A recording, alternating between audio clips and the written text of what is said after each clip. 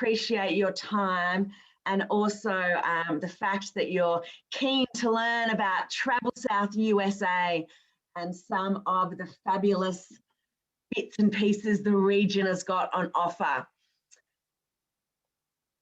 As I've mentioned a couple of times this morning, if you can just download the Prezi app for us today, that is our main part. So download Kahoot and enter the PIN 47036997, and then it'll be ready when it comes up.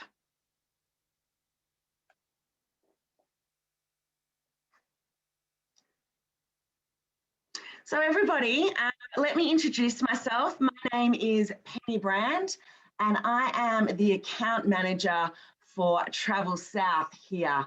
I work with Gate 7, and my email penny@gate7.com.au is there for any time you need to get in touch with me. So today we are going to be going through the Southern USA for our Travel South series.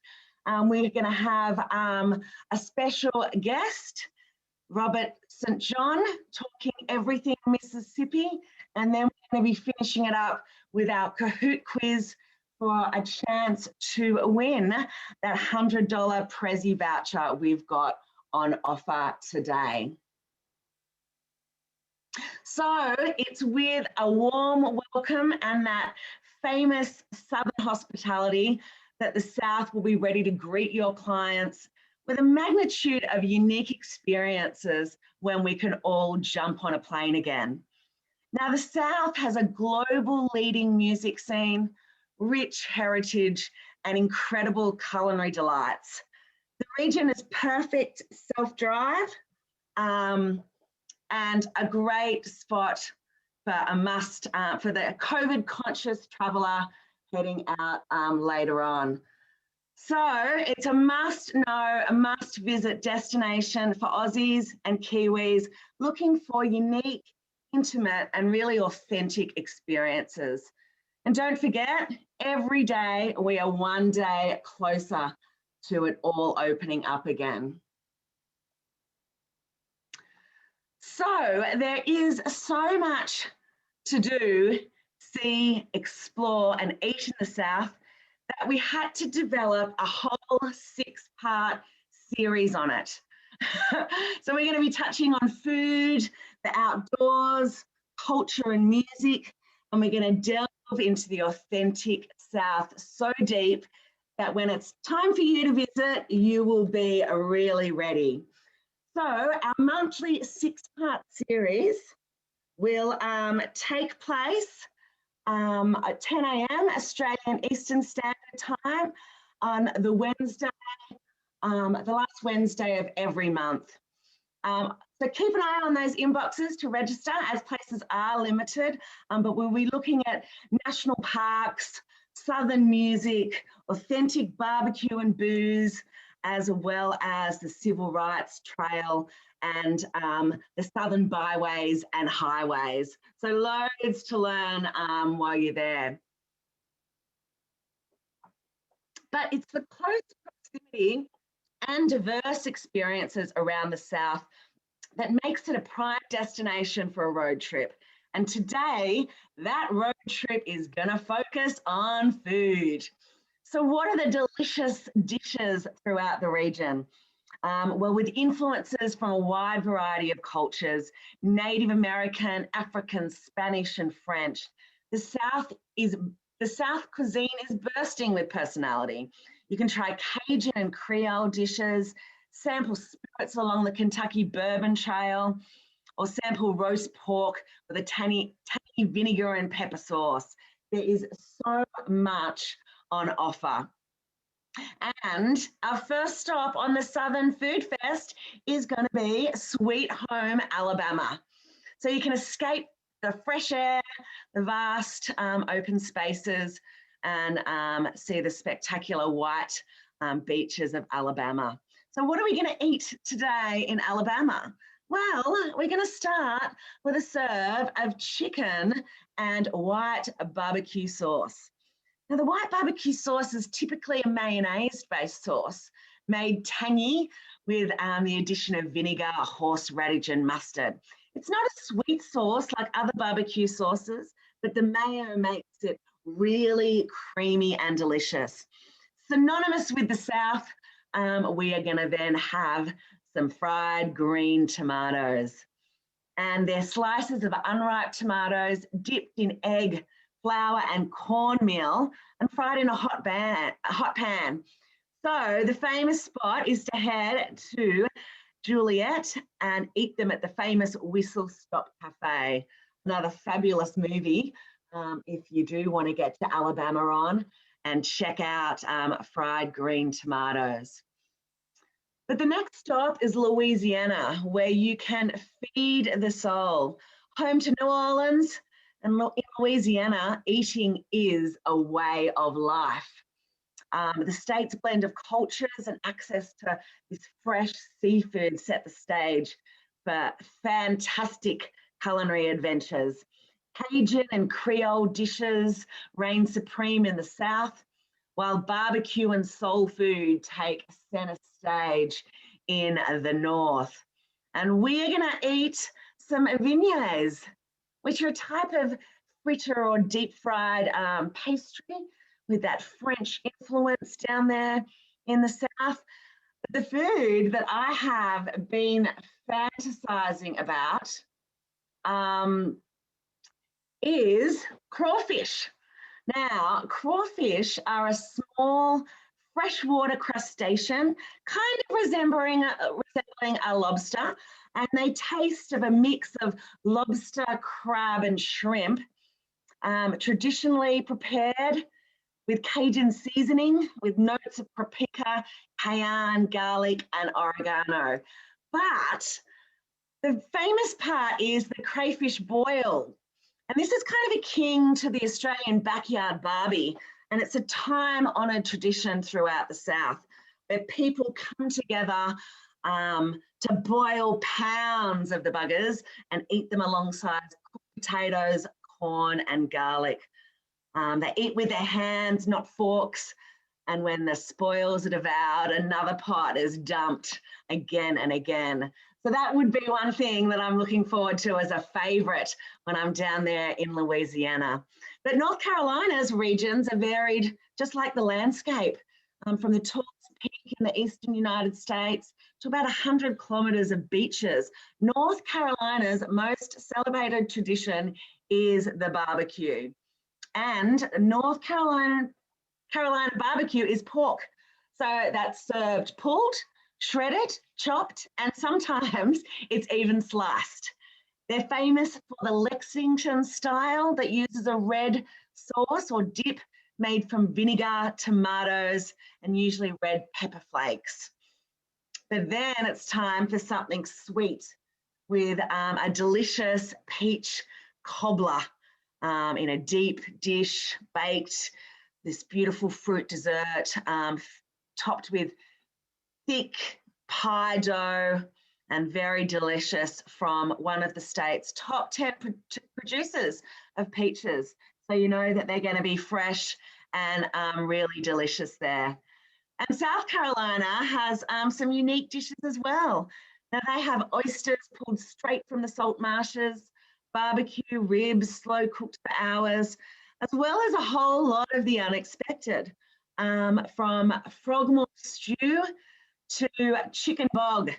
The recipe spans generation, and their food for today are the she crab soup, made famous from the female crab in a rich, heavy cream soup with Atlantic blue crab and crab roe, as well as the shrimp and grits, which is wild sweet shrimp caught off the South Carolina coast and ladled over those creamy, famous buttery grits. Then we're heading to our last couple of little states where we're going to go into Tennessee and check out their famous for not only their barbecue, but also their fried hot chicken. And it is the Nashville hot chicken versus the Memphis style barbecue. The hot chicken is spicy with cayenne and a spicy sauce dribbled over the top. And the slow cooked Memphis barbecue is incredibly famous. And the Tennessees, they love their barbecue there.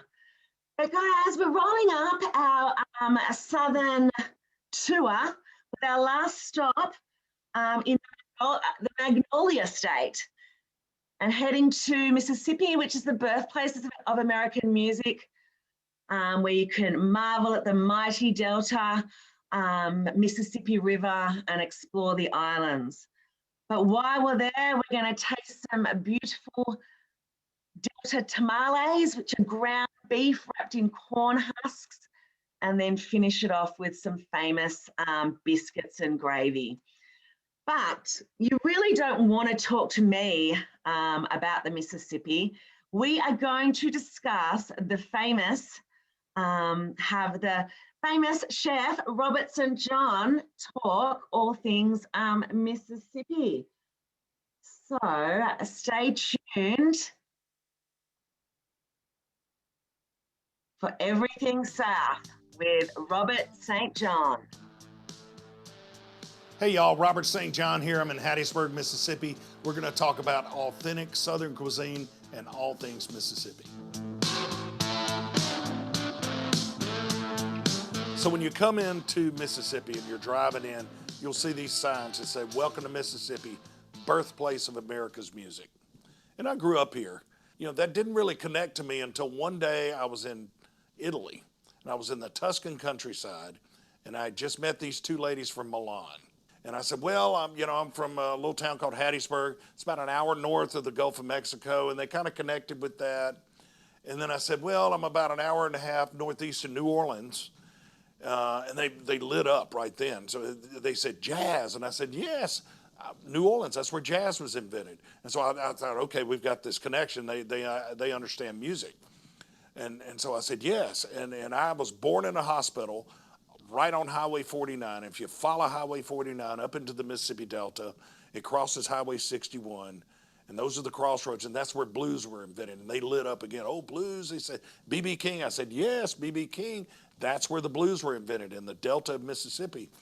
And then I said, if you believe Muddy Waters, who was a great blues man, and I do, that the blues had a baby and they named the baby rock and roll, then you go to Tupelo, where Elvis Presley is from, and then they really lit up. Yeah, Elvis Presley, and they maybe started singing a little of that. And I got about halfway down Highway 45 heading into Meridian to explain to them that Jimmy Rogers was the grandfather of country music when it hit me. You know, and I've lived here all my life, and I thought, you know, this really is the birthplace of America's music. People are traveling from all over to come to the Delta to see where B.B. King and Muddy Waters and John Lee Hooker and Willie Dixon and all of these bluesmen came from, and what they sang about, what it inspired them. And a lot of what inspired them was the food as well, and they sing about that food. So the thing about Mississippi cuisine is very diverse. Depends on what part of the state you're in. Mississippi is a very diverse state. You can be up in the Mississippi Delta, you know, where the blues came from, and you get great barbecue. There are even tamales up there. And so there's this style of cuisine there where they took the lesser cuts of meat. And when you do that, you have to get really creative. And so the flavors are bolder, I think, than other parts of the country. But then you go over to the hill country, which is the northeast part of the state. It's got an entirely different cuisine, as does the central. Now, where I am, in what's called the Piney Woods, I'm about an hour north of the Gulf of Mexico and about an hour and a half northeast of New Orleans. And so what happens, you know, for the cuisine in here, you know, we get that Creole flavor that kind of seeps up through Louisiana. Then there's all the fresh seafood that comes from the Mississippi Gulf Coast, which is, and I've eaten seafood all over the world, and I'm not just saying this because I'm from Mississippi. It is the absolute best seafood there is. Our blue crab is so good that about 6 months out of the year, Maryland, which is known for crab, are buying our crabs and shipping them up there. And then South Mississippi is the garden, so there are all these fresh vegetables and everything, and where all that comes together, that's what our food is like, and it's just different. Morgan Freeman was once asked, you could live anywhere in the world. Why do you live in Mississippi? And he said, I live in Mississippi because I could live anywhere in the world. And then he followed it up with, I'd live here for the food alone. Everything's happened organically with me. I just wanted to open one restaurant. That was my goal. Once I started working in the restaurant business, I just wanted to own my own restaurant. It was just one thing. That was just a driving tunnel vision type thing I wanted to do. And everything that's happened after that has really just happened organically. And we started with a fine dining restaurant when I was 26 years old. From that, we went to a New Orleans themed restaurant called the Crescent City Grill. It was very popular. Then we did a neighborhood bar. And a lot of it was really because of the building we were in, the physical plant. This used to be a dress shop years ago in the mid-'70s, and we took it over and have really kind of grown into that. And then after that, it was just kind of what we felt the market needed. There was not really an independent Italian restaurant here. And I'm a huge fan of Italian food, so we opened up Tabella, the Italian restaurant. After that, we were looking for a burger that wasn't just a good fast food burger, but a real honest, freshly made burger with freshly baked buns. And so we opened Ed's Burger Joint. And then one of my favorite restaurants, to be honest with you, is a place called the Midtowner. And it is a community cafe. My hometown's Hattiesburg, Mississippi. I wanted to open the most Hattiesburg restaurant in Hattiesburg. I wanted to serve the whole community. I wanted to be in there where you had young, old, black, white, rich, poor, guys with their name on their work shirt, and doctors and nurses and just everybody. And one of the coolest things in my career, and I've been doing this almost 40 years, was about 2 weeks in to the Midtowner, and I was working the window, and I kind of turned around. We were really crowded. It was during the honeymoon period, and I turned around, looked in the dining room, and I looked out, and that's what it was. It was the community. Everybody was there sharing a meal, and it was the community gathered as one. Our newest concept we opened is a place called El Rayo, and it's Tex-Mex restaurant, and I'm a huge fan of that cuisine as well. So we kind of cover all bases. My 5-day tour of Mississippi would start in the capital city of Jackson. There is a great civil rights museum there. There's also the Mississippi Museum of Art, which is a fantastic place. The Capitol, actually, in Jackson, Mississippi, is patterned after the Capitol in Washington. It's a beautiful building.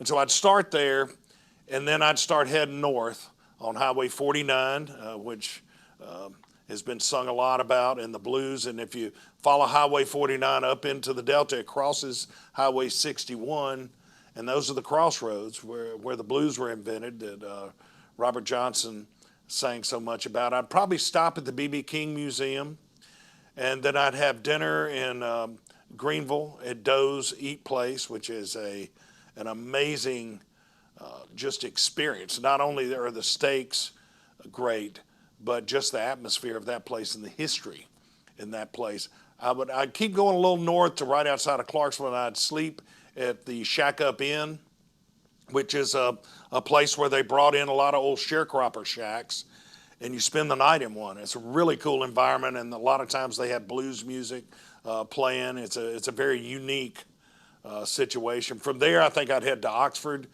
Mississippi, and eat with one of my friends up there in one of their restaurants. I'd probably go over to Tupelo from there and visit Elvis Presley's birthplace. They have a good museum there, and it's pretty amazing to see what humble beginnings he came from and where he ended up, and king of rock and roll. From there, I'd probably hit a little barbecue in Starkville, Mississippi, at Little Dewey's. And then I'd head to Meridian. There's a museum in Meridian that is awesome. It's called the MAX, Mississippi Arts Experience. And you really can get a total immersion into what Mississippi has meant to the arts world, whether it's Oprah Winfrey or Morgan Freeman or Elvis Presley or John Grisham or William Faulkner or Eudora Welty, all of these great artists that have contributed to literature, to music, to visual arts. And all of that is in one place in Meridian in that museum. And then I'd come down here to Hattiesburg, Mississippi, where I live, and I'd probably spend a day just popping around some of my restaurants, but some other local places too. I go to a little joint called Donanelli's, which is south of town near the National Guard base down there, and it is great. I mean, it is a hole in the wall, and I love dives. They have great steak, and ribs are the best, and I've eaten ribs all over, whether it's Tennessee ribs or South Carolina ribs or wherever. The best ribs for me are at this little joint south of town right here in Hattiesburg.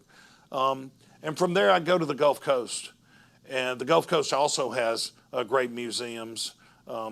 There's a Frank Gehry designed building that is patterned and dedicated to the pottery of George Orr, who was this really eccentric but very, very talented potter from the Mississippi Gulf Coast. Walter Anderson was one of the great watercolorists in America. There's a museum in Ocean Springs dedicated to him. I would probably fish a little bit because I grew up fishing. I'd go to Mary Mahoney's and have some gumbo and some raw oysters, and then I'd take a nap.